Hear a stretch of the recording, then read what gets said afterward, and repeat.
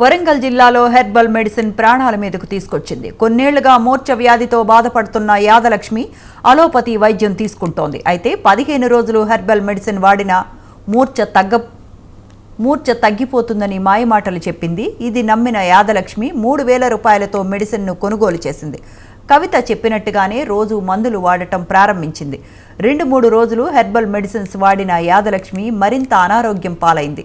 అపస్మారక స్థితిలోకి చేరుకుంది. దీంతో ఆమెను చికిత్స కోసం ఎంజీఎం హాస్పిటల్కు తరలించారు. వైద్య పరీక్షలు చేసిన డాక్టర్స్ పేరులేని హెర్బల్ మెడిసిన్ వల్ల కిడ్నీ, లివర్ దెబ్బతిన్నాయని తెలిపారు. చికిత్స తీసుకుంటూ 5 రోజులు గడిచినా యాదలక్ష్మి కోలుకోకపోవడంతో బంధువులు కవితపై చర్యలు తీసుకోవాలని డిమాండ్ చేస్తున్నారు.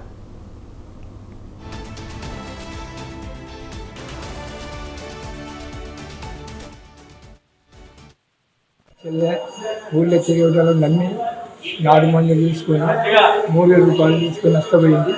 వాడికి 9 రోజులు ఆ ఎన్నోకి వచ్చి ఆ రిపోర్ట్లు ఇస్తలేండి అని ఇస్తలేరు. 5 పడింది, 2 కిడ్నీ ఖరాబ్ అయినాయి. మీకు అందరికీ నమస్కారం. మా చెల్లెకి న్యాయం జరగాలని కోరుతున్నాను.